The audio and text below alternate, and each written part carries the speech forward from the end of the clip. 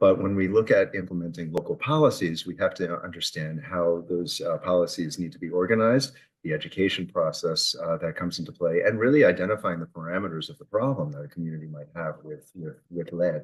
So educating high-risk families about how to access tools for testing, treatment, remediation, identifying the data and sharing it as it relates to children with elevated blood levels, and then understanding how state agencies and local bodies need to work in tandem to improve data transparency, to coordinate, not only to provide the public with an accurate picture of lead in New Jersey, but to also prioritize solutions. So we have a panel of experts who are here to talk about that. In my role as a liaison, I work to advocate for our local green team and make sure that they have the resources necessary to advance their goals. So kind of a government facilitator. But I think we need to start off with our panel. Thank you so much for being with us. We're going to start right away with Nudar Chowdhury from the Cooperative, who will talk about health impacts of lead exposure and health department's lead-related responsibilities and examples of successful collaborations. And then at the end, we'll take some Q&A. So Nudar, off to you. Thank you. Hi, everyone. I'm just going to go ahead and share my screen.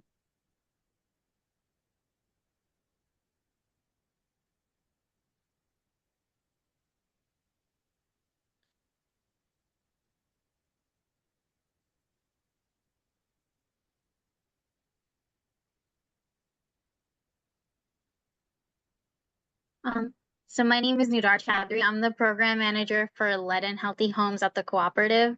I'm also the Southern Regional Childhood Lead Coalition Coordinator. So I know a lot of the folks I see we have done amazing work with, and I'm just going to be talking today about, the focus today is preventing lead exposure in your community. And so I'm going to be talking about a collective impact approach and kind of going over the health effects of lead and the role of health departments as well.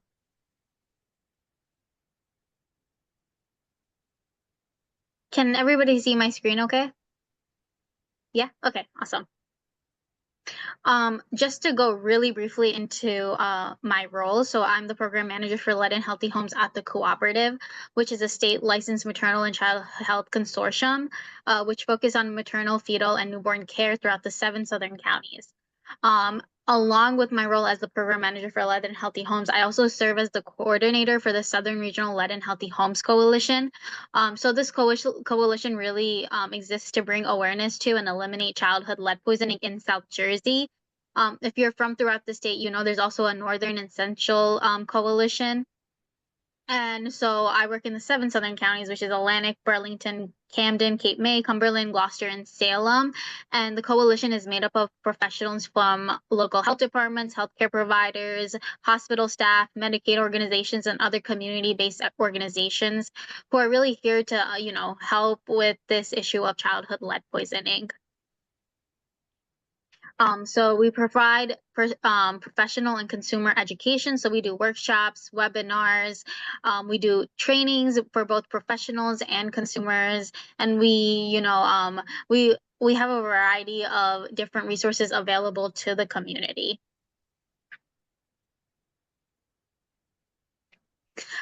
So let's talk a little bit about lead and its impact on childhood health. So for anybody who might be on the call who is not too familiar with lead, I just wanted to go over what lead is. So it's a natural and toxic chemical that can be found in many things. For example, it can be found in old paint from homes built before 1978 and plumbing fixtures and pipes from homes that were built before 1986. It can be found in soil, gasoline, foreign-made products. There's a lot of products that people have in their homes that are from other countries, and there's a lot less regulations in other countries when it comes to lead. So, you have kids who might be playing with toys, you might be using certain ingredients, and there might be high levels of lead present in those items. It can also be found in bullets and fishing sinkers, hobbies such as stained glass and candle making, and certain occupations such as construction, engineering, and automotive repairs. And there is no safe amount of lead in a person's body. That being said, there is a national blood reference level that we all follow, which is 3.5 micrograms per deciliter. This is what the CDC recognizes, and officially, as of the last few months, that's what the New Jersey Department of Health also recognizes. So, you know, a lot of us, the work that we do here focuses on pregnant women and children from the ages of 0 to 6. That's kind of our target audience. So pregnant women with a blood lead level of 5 micrograms per deciliter can result in reduced infant growth. So that's one of the big health impacts when it comes to pregnant women. When it comes to children, especially children who are from the ages of 0 to 6, we see a lot of kids who have high levels of lead in their blood exhibit learning disabilities, which can show up as poor grades, low standardized test scores, lower IQ, and sometimes a need for special education services. Another big indication of a high BLL would be behavioral problems. This is one that a lot of parents exhibit, but they might not realize why their child is exhibiting these behaviors, such as ADHD, aggressive behavior, difficulty socializing with their peers, poor decision making, dropping out of school, juvenile delinquency, and incarceration in adulthood. So there's actually a very recent study done on folks who are incarcerated right now, and a large percent of the population had lead poisoning as children that went untreated throughout their life. So we see that, you know, behavioral problems are very indicative of this, but a lot of people might not necessarily tie it to this. It can happen out of nowhere for a lot of parents. Their kids, you know, might behave fine, and then they find themselves in like a new home, and out of nowhere, over time, they see these behavioral changes in their children, and they don't really understand why it's happening. Some other health effects of lead poisoning in children can be permanent brain damage and hearing loss, anemia, kidney damage, coma and convulsions, high blood pressure, and hypertension. And we don't see this a lot, but sometimes in the more extreme cases, we can see it result in death. And when it comes to high levels of lead in the blood system, it can get to a certain level in which your body will start to absorb it into the bones, and there's the possibility of you being repoisoned throughout your lifetime. So really the goal of the work that we're trying to do is make sure that definitely children don't get to that point where the levels are in the 40 or 50 micrograms per deciliter. So some signs and symptoms of lead poisoning. Signs and symptoms of lead poisoning can be easily overlooked in children because they mimic other diseases and other type of illnesses. So some include stomach pain and cramps, aggressive behavior, constipation, sleep problems, headaches, crankiness, loss of appetite, feeling tired most of the time, high blood pressure, numbness or tingling in the arms and legs, memory loss, low iron levels in the blood. So again, these are symptoms that can be associated with a lot of different illnesses. And that's why it's important than ever that, especially if you live in a home that was built before lead was banned, which was in the year of 1978, you'd get your children tested. Because, you know, they could be exhibiting all of these behaviors, and you might just chalk it down to, you know, them not feeling well, them just being sick, but it could be indicative of a much bigger problem. That being said, the only way to know if your child has a high blood lead level is through a blood test. So in New Jersey, children are required by law to be tested at the age of 1 and 2. If a child has not been tested at the required ages, it is recommended that they be tested before they turn 6, because from the ages of 0 to 6, children are developing, their immune systems are building, and they're way more susceptible to these symptoms than adults would be. And so one way is blood can be drawn either through a vein in the arm, or like a venous draw, we call it, or through a finger stick prick. And currently the national DOH recognizes a blood level of 3.5 micrograms per deciliter or higher to be hazardous to a child's health. So what now? Say you have a child who has a high blood lead level, what do you do? So obviously the first thing is to get them tested. And this is where we see the role of the health departments, especially heightened when it comes to childhood lead poisoning. They play a very key role. You know, a lot of us here, we're just here to really provide that education and outreach so that people are aware of the problem. But the health departments have this huge responsibility to the community in the role that they play. So some of the resources that they offer include free testing. So that's one of their is a great resource available to folks, especially to folks who might be uninsured. The health department support blood testing and reporting. So they identify areas in each county where children are likelier to be exposed to lead. So, they do the research. They know which housing stock people are living in that is more susceptible to lead poisoning. And once they identify those, they make it known to the community, and they provide testing in-house for children, especially for children under the ages of 6. They link children to services or families to services. So the health departments ensure that children who are exposed to lead have access to recommended follow-up services, parental education, counseling, and medical intervention. On top of this, they are responsible for identifying hazards in your homes. So the health departments identify lead hazards in the homes and oversee the abatement process. So say you have your home tested, the health department has come in, they will connect you to lead abatement programs throughout the state. Some of the health departments even have funding available for lead abatement. So, a big disparity that we see in the community is that once the issue of lead is identified, a lot of families cannot afford abatement. So they will connect you to services that help with this funding. And there's funding all throughout the state available. In some cases, they can help with abatement up to $18,000 in remediation. So, they play a very key role in making sure that people are able to deal with this problem in an affordable way. And of course, another big role that they play is that they are here to educate the community. So, if you ever want to know more about it, they have specialists on their team who you can talk to, who you can meet with, and they will help you through the steps. If you are living in a home that was built before 1978, or you're worried about lead. And to end it off, I just wanted to talk a little bit about some successful partnerships that we've seen. And I'm lucky to say that we have some amazing partners throughout the southern region and throughout the state. Like Lead Free New Jersey has been an amazing partnership. Especially when it comes to educating the community. They host amazing webinars like the one we're doing today. So we're able to really educate folks. And also, we've been able to really increase lead screenings throughout the state through our sub-grantee contract. So here at my program specifically, we've established some sub-grantee partnerships over the last few fiscal years. So the objective of this is to increase lead screening rates amongst children 0 to 6 in the counties of the sub-grantee by raising awareness and the importance of screening, simplifying the process of obtaining a screening, and hosting lead screening events.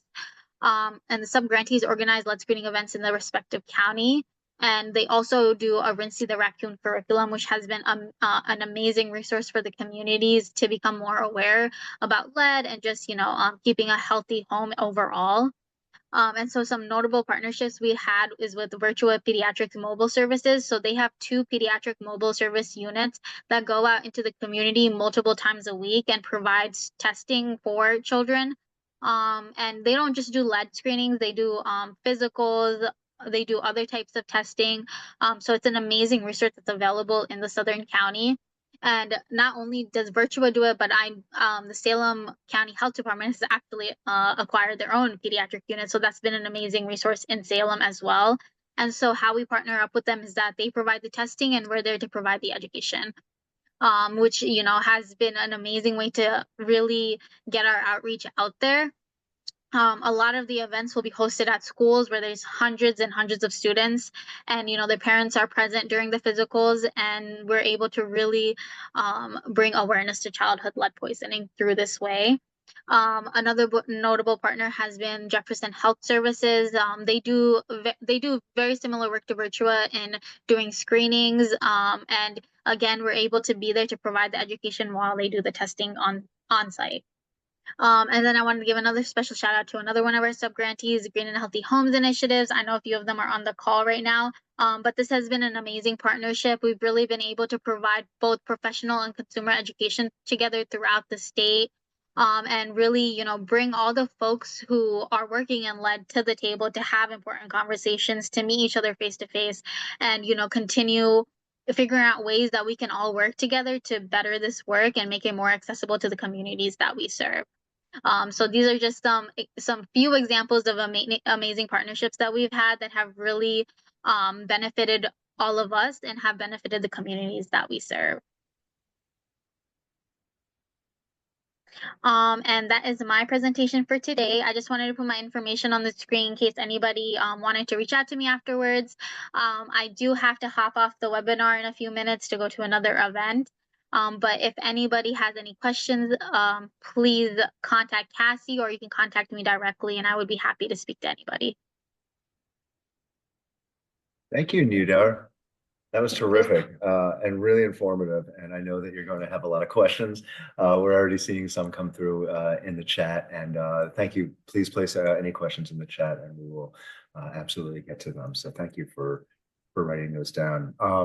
I wanted to, we're going to pivot now to Alaina Ungarini from the New Jersey Department of Environmental Protection, who's going to talk about lead in drinking water, the basics. And particularly an undertaking that a lot of municipalities are going through right now is lead service line replacement. So Alaina, let's hear a little bit more about that, and I'm sure that will prompt additional questions. So thank you for being with us.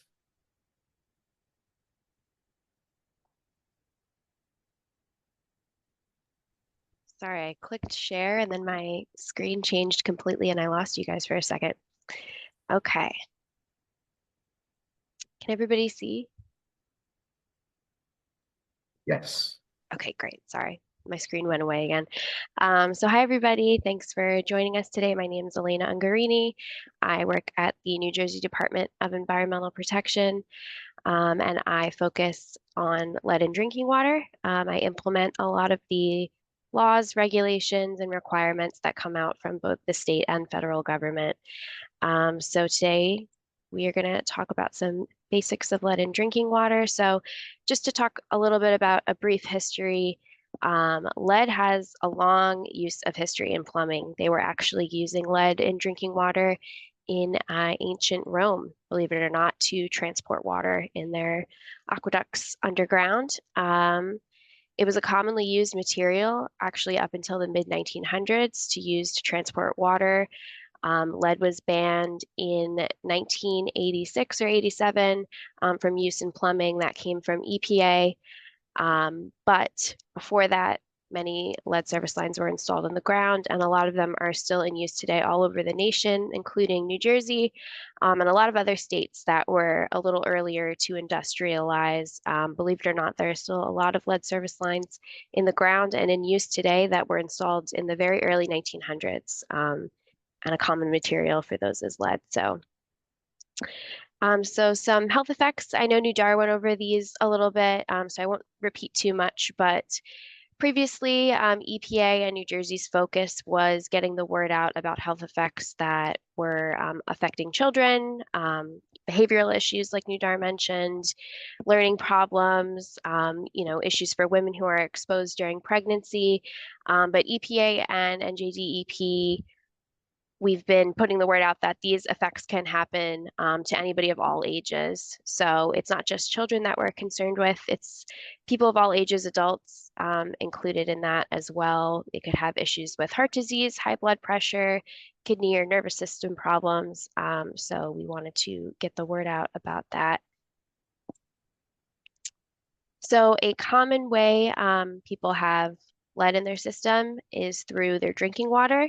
I know lead paint is a common method as well, so I think somebody else is going to be talking about that a little bit. But as far as we're concerned, lead can come from your service line. So lead does not exist in water naturally, except in like some very rare cases, but it can be transferred into your drinking water through the service line, which is what's on this diagram here. So the service line is basically a pipe that transports water from the water main, which is in the street, into your home.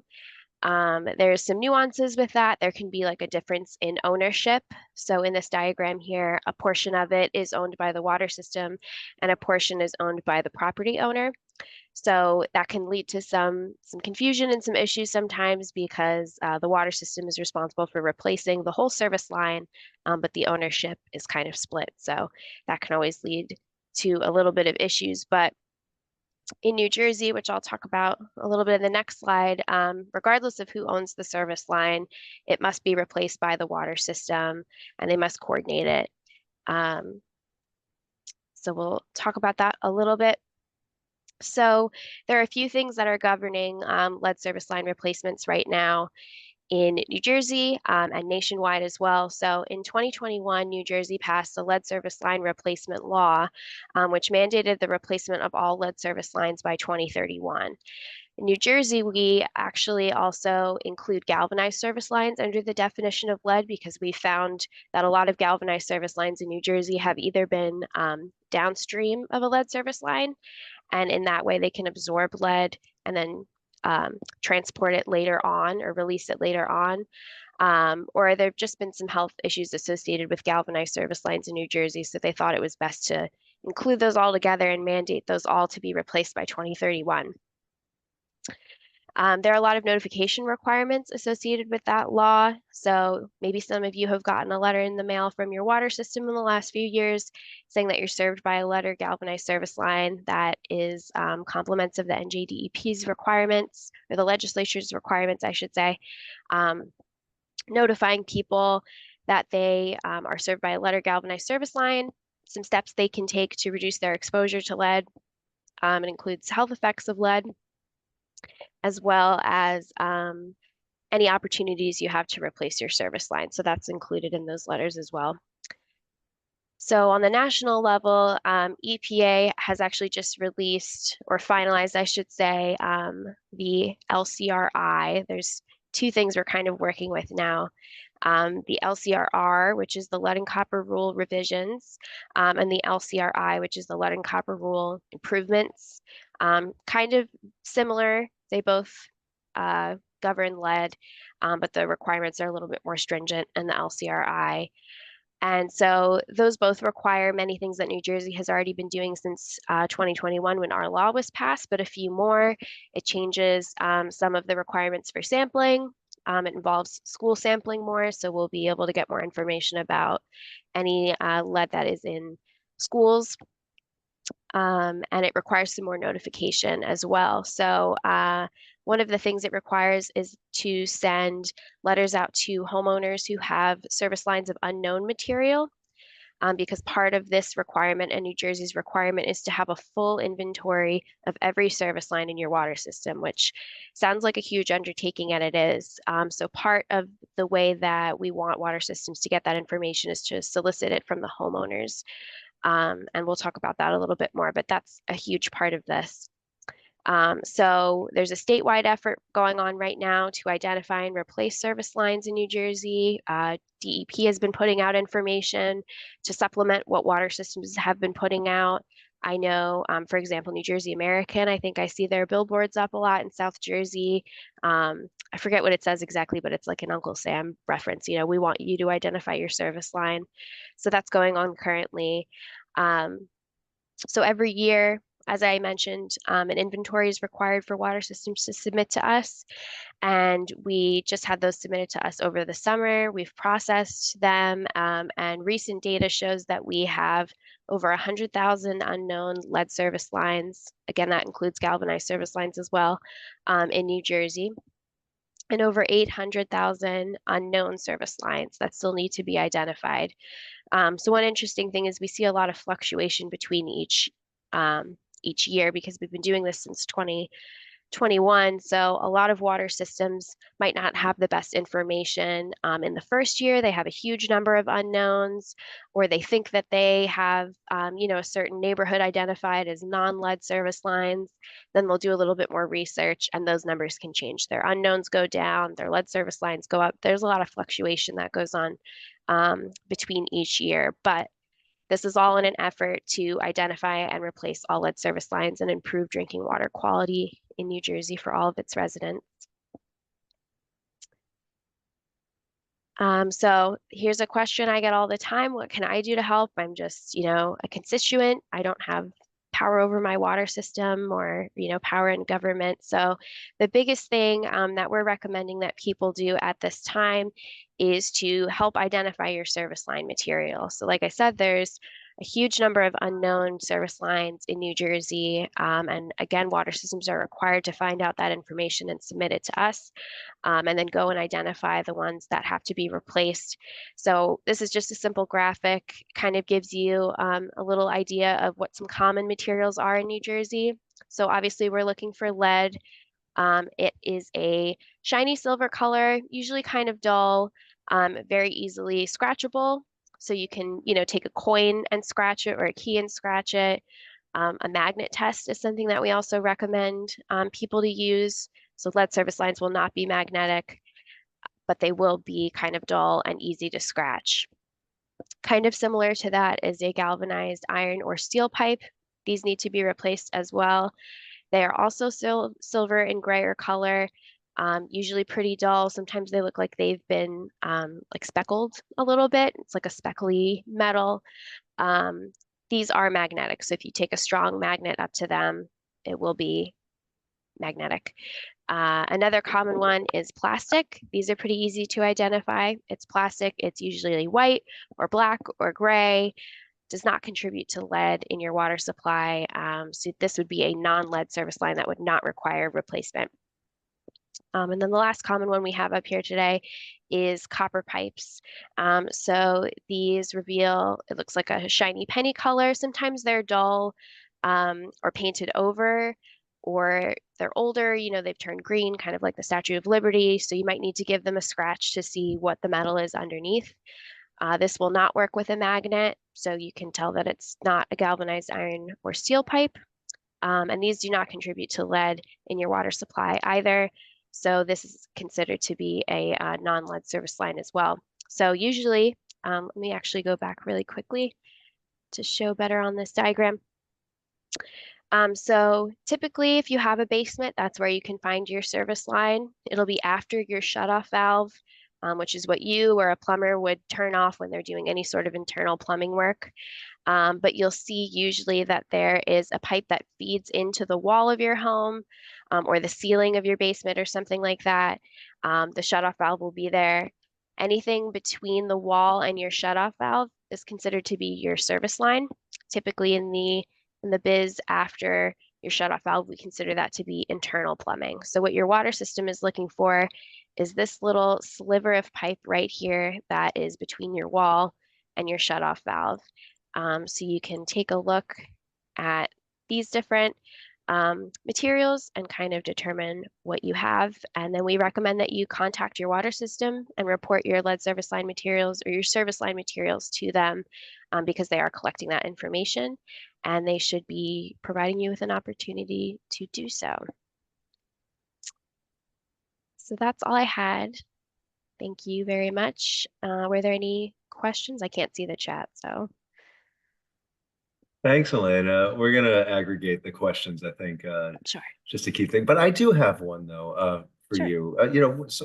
So for those on the call or maybe dealing with constituencies or clients who have not heard from their water providers, how can folks find out if, beyond what you've presented, are they able to check with their water companies or water utilities to see if they are on the list or at risk? Yes. So they are legally bound to send you a letter if they know that you have a lead service line. They are also legally bound to send you a letter if they don't know what your service line material is. So look out for those letters. The letters saying that we know you have a lead service line are usually sent out in the summer, and the letters that say that we're not sure what your service line material should be coming out in the next few weeks. They have to be sent out by the middle of next month. Water systems in New Jersey and actually across the nation now are also required to post their service line materials online. So sometimes that could be literally just the spreadsheet that they send to us, which is a little harder to navigate, but you should be able to look up your address on that. Some other larger private water systems have like an interactive portal that you can use, and you can kind of poke around and see what the materials are for like your whole neighborhood on a like very easy visual way to see that. But that yes, they should be, if they serve a population of 3,300 or more, they are required to post their inventory online. And hopefully they should be providing you some information on that same website about how to help provide them information on what your service line is, have them come out and identify it for you, or give you some information on opportunities to replace your service line if it turns out you have a lead one. Thank you, Alaina. That's really helpful, and something for any of you who might be serving on green teams, something to be aware of, and certainly an area to activate around and educate the community. This was really this was really useful. Again, keep the questions coming, and thank you again, Alaina. Next up is Jennifer Barrientos from the New Jersey Department of Community Affairs, here to talk about lead remediation and the abatement program. Jennifer, thank you. I want to make sure you can see my screen, right? Yes. Okay, perfect. So hi everyone, I work for New Jersey's Department of Community Affairs, and today I'm going to be talking to you about our lead remediation and abatement program. So to start off, just to give you a bit of an overview, during fiscal year 2023, the Murphy-Oliver administration made an unprecedented commitment of $180 million to address the ongoing threat of childhood lead poisoning. With these funds, we have funded community-based organizations and different units of local government to conduct lead-safe repairs and energy efficiency improvements in residential units. Through the recruitment of these organizations from underserved communities, we're ensuring equitable investments in health improvements and lead hazard remediations throughout the state. And to give you a bit of an overview of the housing stock situation in the state, as of the 2022 census, New Jersey has 3.78 million housing units. And what's particularly concerning is that about 2.4 million of those units, or 64% of them, were built prior to 1980. And even more concerning is that about 1 million were built before 1950. So this pretty much means that about 25% of our housing stock has almost guaranteed lead-based paint hazards unless they've already been addressed. So for the Office of Lead Prevention, we do have several lead assistance programs, and the one I'm speaking about today is the Lead Remediation and Abatement Program, which is funded by federal SFRF dollars, 180 million to be specific. And as of today, we actually have 58 grantees throughout the state, and 2 are actually undergoing training through our lead training initiative. This expansion is very significant because through it, we've really been able to increase our ability to serve different communities throughout the state. To give you a bit of a summary of our program, the program aims at remediating and abating lead-based paint hazards in homes built prior to 1978. And among these measures we include window replacement, door replacement, wet scrape and painting, encapsulation. And to the eligibility, recently we did make some changes. We did understand, and we listen that a lot of times clients that are looking to apply have a really hard time getting documents that are necessary, such as like income documentation, pay stubs, income tax returns. And so now we allow for self-certification. So even if someone's not able to obtain the required documentation, they can fill out this form, and that is enough for them to prove their income to us. And then in addition to this, one of the biggest changes we made is that previously we did require social security numbers, and social security numbers are no longer required to apply for our program.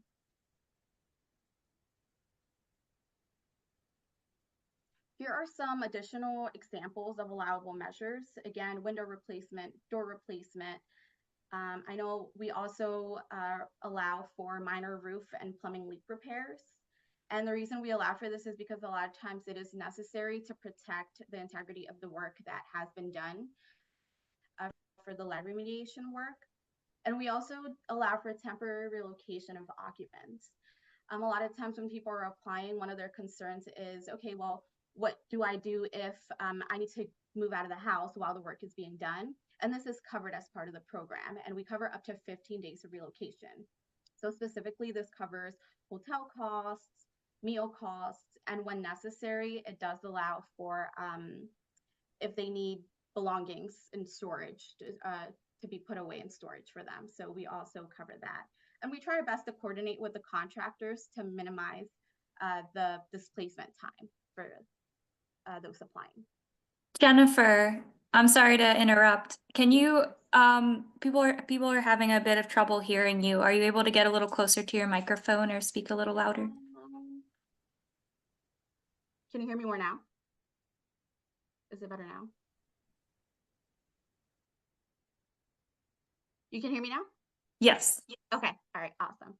All right. So as far as the work that is allowed through the program, we do both remediations and abatements. Remediations can be for up to $13,000, while abatements can be for up to $25,000. Again, abatements are performed when the Department of Health has issued a notice of violation, and this is in response to a child with an elevated blood lead level. Basic eligibility criteria as far as the unit goes, it does have to have been built before 1978, and the household occupants have to be low to moderate income, or 80% of the area median income. For landlords specifically, as we all know, about a year ago, the lead paint inspection law came out, and which is PL 2021 C182, and the lead-based paint inspection law in rental dwelling units does require units to be lead safe for renter turnover. Landlords do need to ensure that units are lead safe prior to renting to new tenants. This is very important because previously, clients had to apply. There had to be someone in the unit. That is no longer a requirement. If landlords have a unit that is vacant, they can also apply for a vacant unit, since the eligibility is going to be based on whomever is going to be living in the unit. So they just have to make sure that whomever they rent the unit out to next is within the income guidelines of our program.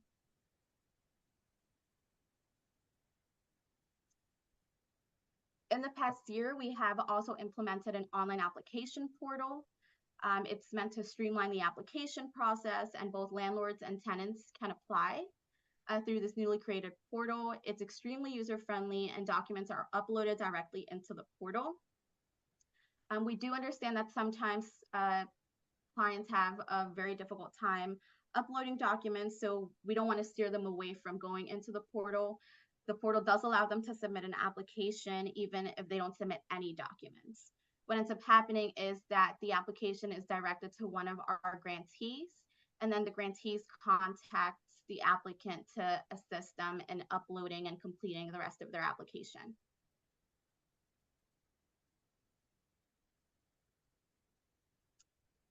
Our eligibility has also expanded. The LRAP program utilizes eligibility from other DCA income tested programs, such as Section 8, LIHEAP, USF, weatherization. So any applicant that is already part of any of these programs is automatically eligible for the LRAP program as well. And the same goes for SSI, TANF, SNAP, and adoption subsidies.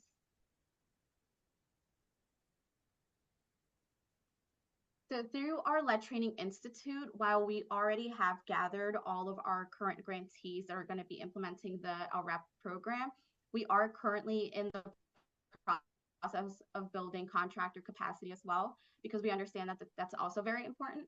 So DCA has partnered with ISLES to provide training to contractors to build capacity, and we'll be offering classes such as EPA's RRP, and it's going to be provided at no cost to contractors that are interested. Training hasn't started yet, but it will be starting soon. So any contractors that are interested can contact us at the rapcontractors@dca.nj.gov email. And if anyone has any questions, interested contractors or applicants, please feel free to contact us. I have listed my supervisor's email, which is in Leah Lee, and then my email is also at the bottom. And thank you. Thank you, Jennifer. Appreciate it. Sorry, I couldn't find my mute button. This is so we are taking some questions and I see some of our panelists responding, so thank you, Alaina, and we'll read out some of those responses as well, as it can be hard to keep up, but thank you though for everybody for interacting in that way. And next up, we have Melanie McDermott, senior researcher with Sustainable Jersey. Melanie is going to talk a little bit about how to get involved locally with Sustainable Jersey land-related actions, lead-related actions for municipalities. So this is really where the grassroots, plays an important role. Equipped with what we've just heard, the tools and the resources and the knowledge base, how can we advocate for local needs at the local level, and how do we educate and how do we get people involved? So, Melanie, thank you so much for shining some light on that. Well, thank you, Matt, and thank you to Cassie and Lead Free New Jersey for this invitation and for all the cool work that you do. Really important work. Let's see if this screen share thing is going to work. It always makes me so very nervous. Let's see. Do you see my slides? And not all my notes. Okay, excellent. Yes. Anyway, so we all agree that getting the lead out of our homes and protecting our children is all hands on deck situation. And so I'm here today to talk to you particularly about the role that municipalities, that our local governments can play in preventing lead poisoning. So go to the next slide, will you? Local governments have really important authorities and responsibilities that are central to how lead moves through our communities. And there are actions that municipalities can take that go beyond compliance with the new state laws. And in so doing, they may even pave the way for future legislation, just going that one step beyond compliance to show what more can we do. So you're familiar with these authorities. Municipalities are responsible for housing in the community. A lot of times for water delivery infrastructure. Sometimes municipalities do own the service lines or the mains. Other times they don't. They're responsible for code enforcement. So enforcing those regulations, inspections, and for public health, you all know that. So your local health department might be nested within your community if it's maybe a larger city, but if it's a regional or county health department, it will still be contracted with your municipality. So your municipality has important responsibilities in public health. And then for education and outreach and for connecting resources, connecting residents with resources that they can get from the state, from the feds, from various sources. So all these functions are super important, but they're often performed by different departments, different professionals, and sometimes those folks are acting in silos and have an opportunity to share timely information and coordinate action. So there's a lot that can be done and collaborate with nonprofits and with other agencies. There's a lot that can be done, believe it or not, even without more funds. Which we all know more time and more money is needed, but there's more that we can do with what we've got. And so that's where Sustainable Jersey comes in. So real quick, we are a network, we're a voluntary certification program for municipalities that identify the particular practical actions that towns can take to be more sustainable. And we provide tools, resources, guidance on how to do those steps. We have various grants that we offer, and we do have a Sustainable Jersey for Schools program as well, for schools and school districts that's similar. And we've been growing, and we have quite a big impact at this point. Started in 2009, and by now there 82% of municipalities have voluntarily registered for the program. Almost half of those have done the hard work to take steps and document those steps to be certified. And so how do you become certified in the program? Well, we have a menu of actions. We call them actions that are like best practices that towns can take to promote sustainability, which means sustaining environmental health and public health for everyone in the community where you live. And these are very doable items, and for each one of them, there's information on how you do it. If you document that you've accomplished that through our website, then you accumulate points towards our prestigious certification program. And you're part of a network. You're part of a collaborative. And a few years ago, Sustainable Jersey dove into the topic of lead prevention and produced this municipal guide to a lead-safe community, which is linked. All the links in these slides, which you'll have access to after the presentation, are hyperlinked, so you can go to these resources. I have to say this resource is already a little out of date, but in a good way, because, you know, with the new lead testing laws and stuff, the curve is moving, but the references in are good.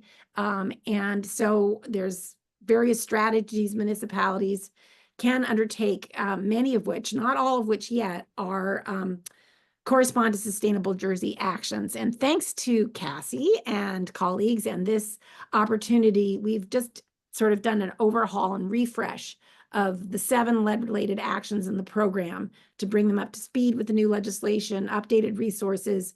Do stay posted for about another week as we start uploading them to the website. But those links are on the slides, and I really encourage everyone to click on them and look at them after. But I'm going to give you a super quick overview of what we have. So we have an action for lead outreach and education. We have a lead blood screening campaign where you get points for different initiatives, different campaigns to get a higher rate of kids in your community screened for lead blood levels, partnering with your schools, for example. And then this action on healthy homes inspection and training. I really want to give this one a shout out because it's challenging, but it can be really impactful. It's got several components. It's got a training component. We partner with ISLES as a great training resource there. The notion is that any home inspection, anytime an inspector enters a home, they should have a healthy home checklist, which includes visual inspection for peeling paint, lead risks, but also for things like asbestos, mold, trip hazards, wonky electrical wires, so that you kind of get the full healthy homes treatment when an inspector enters your home. And it's crucial that there be resources that you can put the tenant or resident in touch with when you find those things. And another component of this action is if you provide voluntary home evaluations and testing, towns can accrue points for that as well. We have this data sharing action. It gets pretty nerdy here, but it's so important. I mentioned before that particularly health departments and housing departments have a lot of data. Health departments have data about child blood levels and about, that side of the coin that is often protected by, HIPAA and those types of things. And then on the other side, the housing departments know where units are in violation. If those are linked through a database or even a simple spreadsheet that has property address as the key locator, you can figure out things like, is there a particular landlord that owns multiple properties that have violations? And the different departments can talk together and work together to support residents. And that data sharing is a great platform from which to build a comprehensive lead strategy. So that's our other action. So with limited resources, it's really crucial that municipalities and local health departments prioritize. They need to identify which residents living where have the most need, the highest risk of lead blood poisoning, who face communication barriers like language, like immigration status. And it turns out there's a lot of even publicly available data to help do this. There's also more data that the municipality would collect. So just a real quick shot, that's Jersey City. And that map was made by me, and I have no GIS skills. Do you need to say something, Cassie? No, I was admiring the map. Oh yeah. So yeah, this is made with policy maps. So you too can look like a GIS professional, and it layers different things about the age of housing and the nature, the demographics of the area to target, you see the darkest purple are the highest risk. Well, that's Jersey City. A lot of the city is highest risk. But in your town, you know, do you have outreach for residents of that neighborhood? If you have limited resources, maybe you should go there first and have a sort of systematic risk-based, they call it a risk-based approach to your lead strategy. And then we have action on removing lead in drinking water. So you've heard a lot about lead service lines, but as you know, lead can be found in fixtures. It's also found in brass. It can be found in solder. It can be found in the pipes inside your house. So to find out if you've got lead at the tap, because that's what you and your kids are drinking, you need to test the water at the tap. So municipalities get points for offering free or reduced cost voluntary tap water testing programs. We have a lot of examples of those, but I am not yet aware of a single town that has taken the next step and passed an ordinance that would require lead testing and even a step further, remediation at the tap for the turnover of properties or for tenancy changes. There's a private well outreach and testing because a lot of our state is on private wells. So again, the water needs to be tested at the tap. That's what we're drinking. And then over in our schools program, we have access to healthy water in schools action. And I just wanted to highlight that each of these actions has like a resource guide that goes with it. And for example, the New Jersey Lead Poisoning Prevention Toolkit, I think it's Green and Healthy Homes Initiative puts that out. That's linked in those actions. That's great to look at. And so I'm running down to the hour, but I really want to point to the fact that through this program, whether you're enrolled in our program or not, we'd love to have you on board. What this does is prove to your municipality that others can and are doing these advanced steps. So even if you're not registered, take a look at the resources. If you click on our map and you search by action, you can find other towns and cities that have implemented these sorts of things. So if your mayor or your council are saying, no, we can't do it, you know, this is too risky, or we don't have the resources, or, you know, you can say, well, actually, you know, our neighboring town of Happyville has already done this, and here's a contact person that we can reach out to and take a look at the documentation that is on our website. So with that, I'm wrapping. You can see my email and the info at Sustainable Jersey. If you have questions or comments that we don't get to at the end of this, I'd love to talk to you, and go out there and continue to do that good work. Thanks so much. Thanks, Mel. That was terrific. And we should all aspire to be gold standard Sustainable Jersey communities. And it really is meaningful work. And it really, it takes that kind of holistic big picture. We all want to be strong stewards of the environment and protect our communities from public health risks like lead. But it is really an aggregate of the small steps that need to be taken in order to have truly sustainable communities. So really, thank you for that. I am, Cassie, I'm not seeing Geovanni. I'm not sure if they're... He might, Geovanni, okay, he joined via on call-in from phone. I see. Yeah, good afternoon. Sorry, I'm having some technical difficulties here. Trying to get into Zoom and the whole nine, and I'm not sure what's going on. And I am tech impaired, I'm here to tell you. We can hear you, Geovanni. Thank you so much for, but here, I'll give you a proper introduction.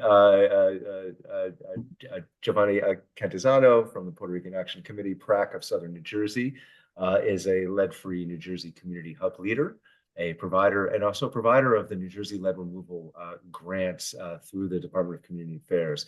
And here to discuss community organizing and outreach. So Geovanni, even though we can't see you, we will hear you, and thank you so much for joining us. Well, thank you for having me. Thank you. And I apologize. Can you hear me? Hello? Yes, we can. Yes, we can. Hello? Okay, sorry about that.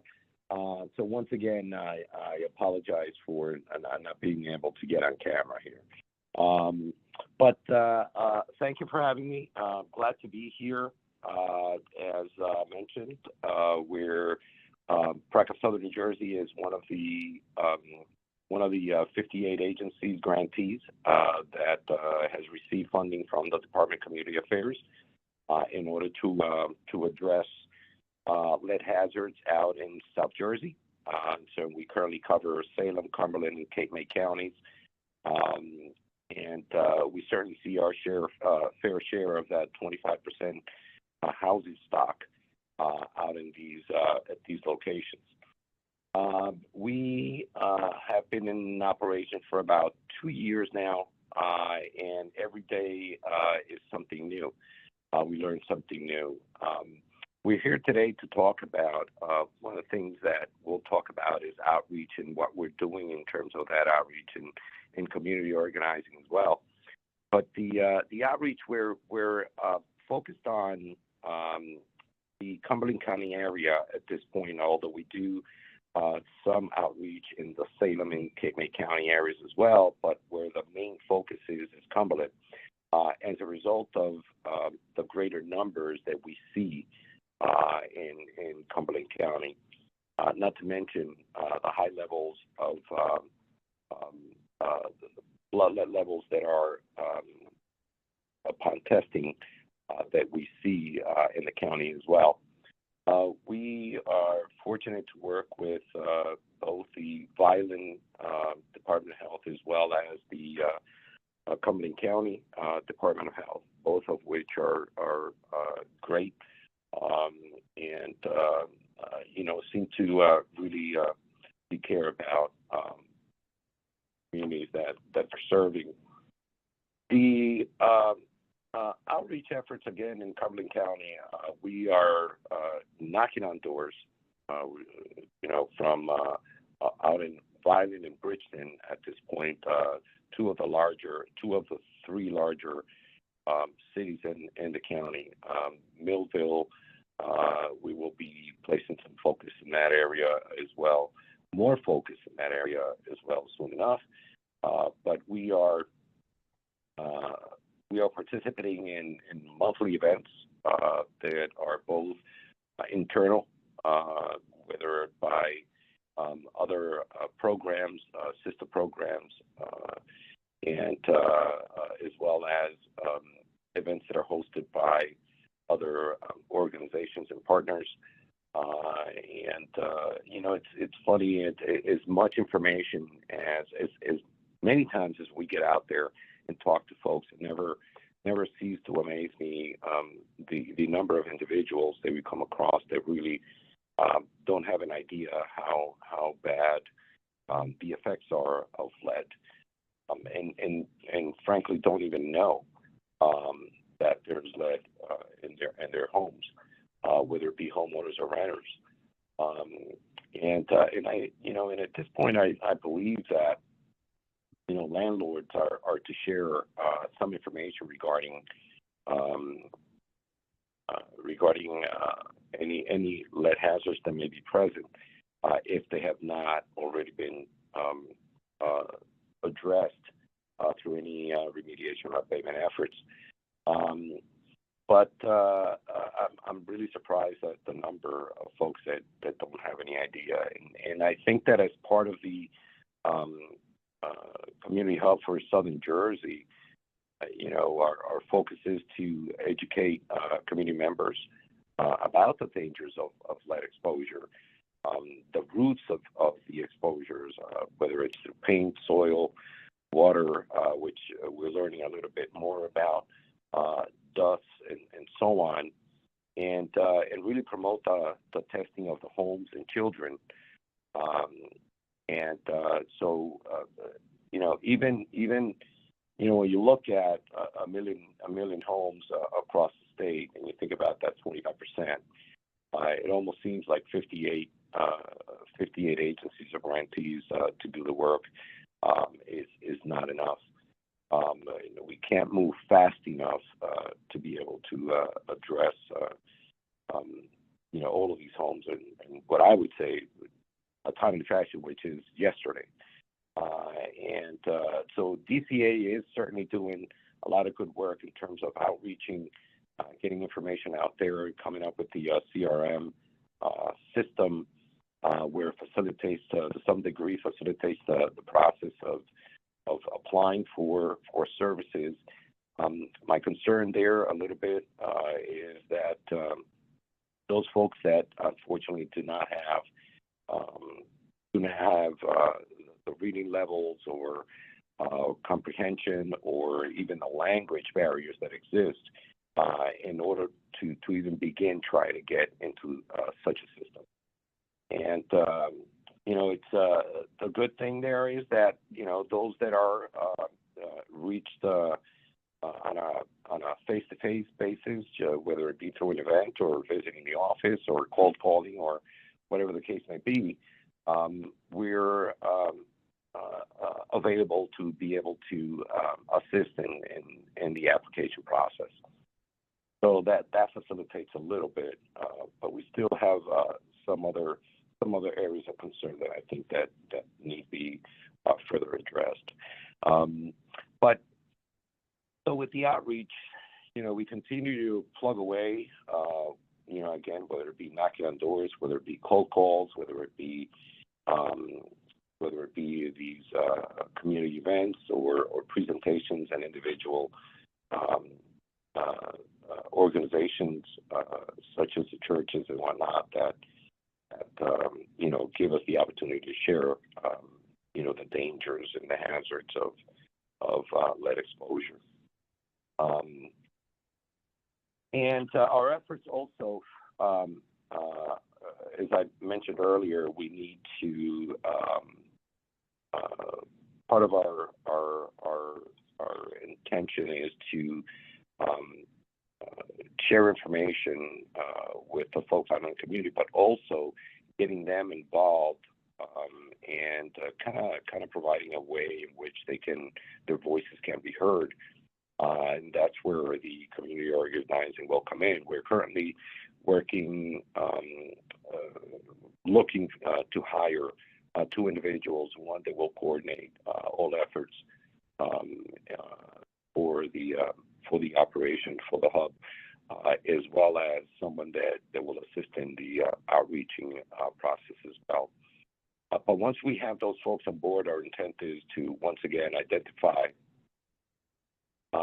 those partners and other stakeholders that to be able to have them join the good fight, if you will, and hopefully be able to share information, expand that, identify folks that are needing the support, as well as identifying those that can champion the cause, from council to mayors to religious leaders, and certainly, I think, and most importantly, community members and residents. They have a lot of power that goes by the wayside when they don't get involved. But our process basically, we identify referrals in the multiple ways. We via outreach, word of mouth, folks that call us, landlords that reach out, and those are both abatement and remediations. However, in order for us to be able to work with those abatements, there must be a referral coming from the Department of Health. And as I said, we work closely with Cumberland County, Highland, Salem as well, and just starting to pick up things in Cape May County also. But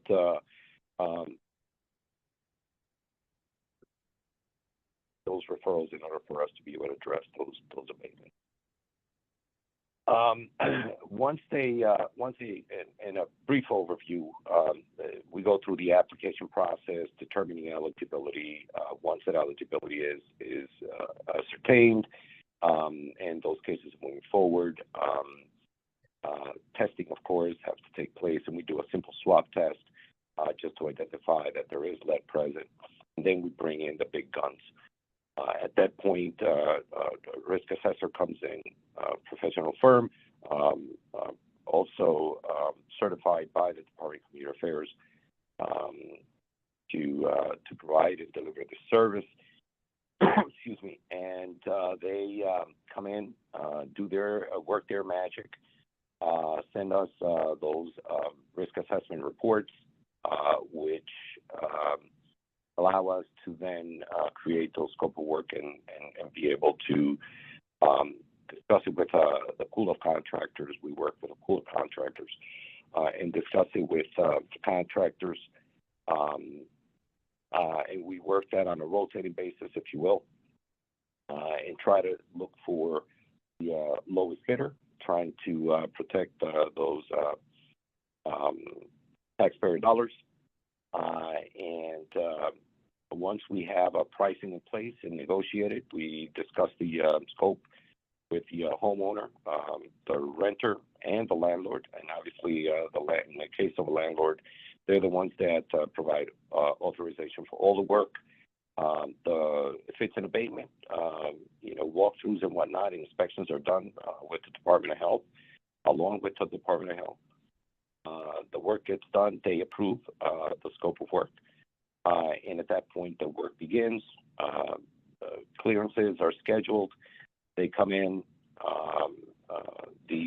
We come in, do an inspection as well as the Department of Health for, again, those abatements. And pretty much the same process for the remediations, except the involvement of the Department of Health.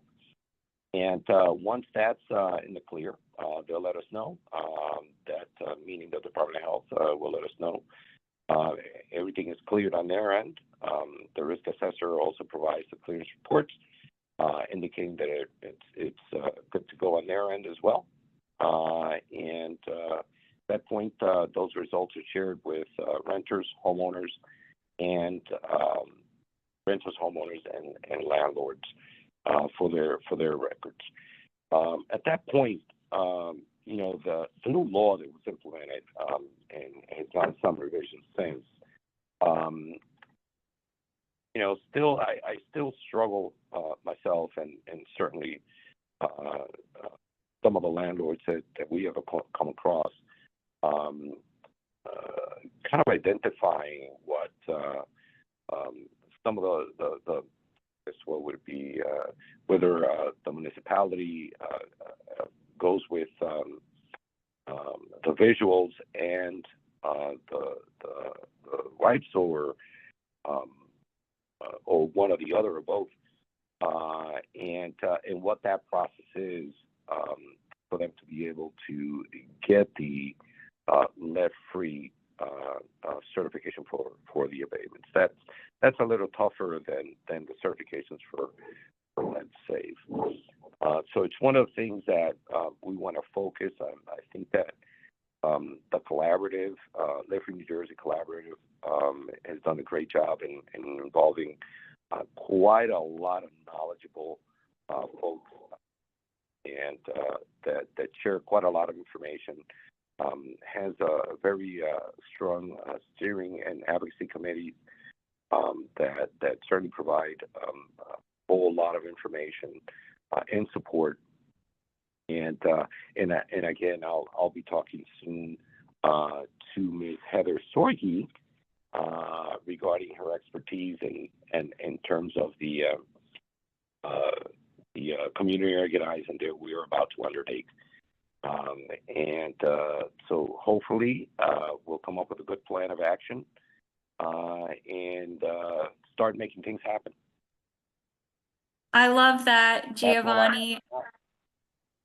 I love that. And you gave me a great segue to ask everyone to join, get involved in this effort, and sign up to be a member of Lead Free New Jersey and participate in one of the committees that Geovanni just mentioned, to get involved in the advocacy, but also take this information back to your communities about the state laws that are in place that Alaina and Jennifer spoke about, and also the Sustainable Jersey actions that Melanie spoke about, and get in touch with Geovanni and others on this free lead paint remediation. It's a great opportunity right now. And thank you so much, Geovanni. we did actually end right on time. So I Did you think we see have some. that? Wow.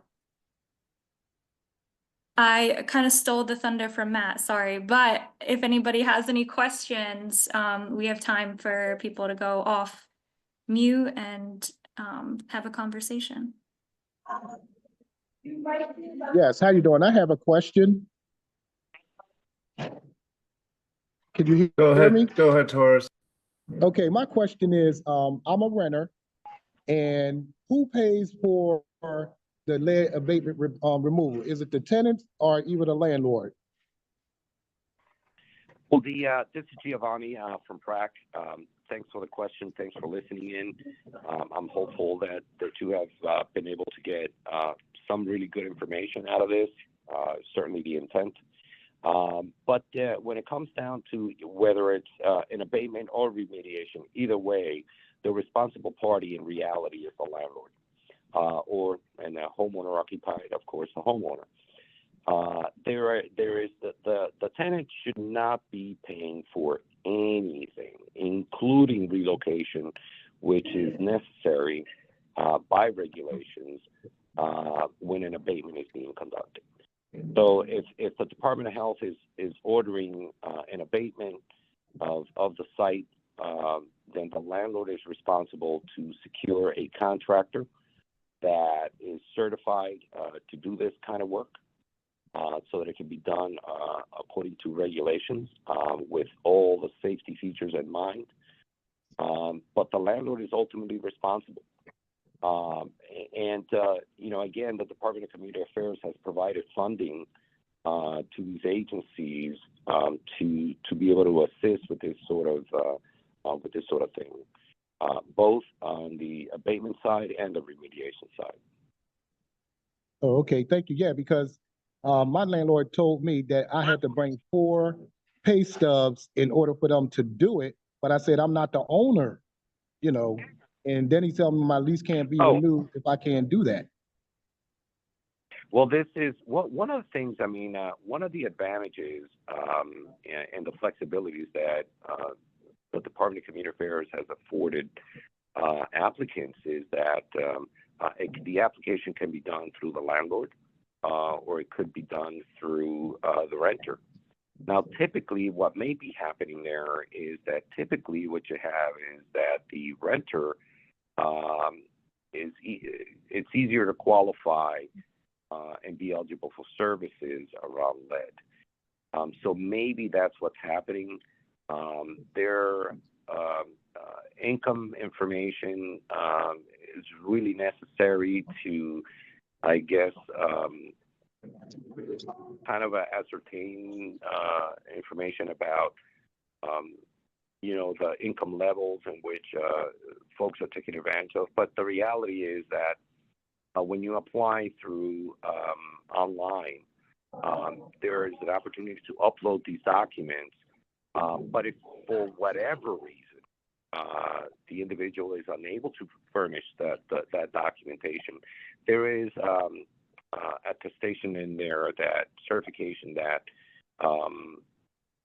the applicant completes, indicating that they are eligible for the program, and so on. So maybe maybe the landlord seems to be working with an agency in order to be able to secure funding to be able to address the lead hazards that are present. Okay, all right. I appreciate it. Thank you. And if you don't mind me asking, what county are you in? I'm in Atlantic County, Atlantic City. In Atlantic. Okay, got it. Okay. Yeah.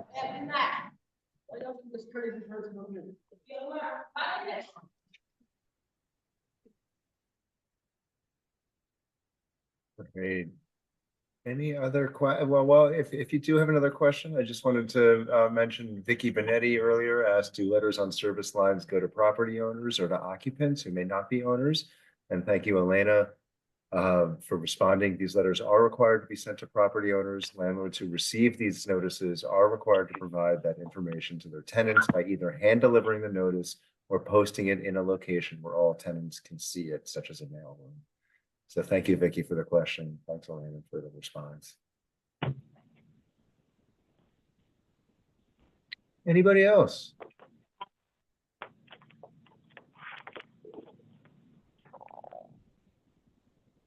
Cassie, I will hand it off to you. This is a really terrific panel.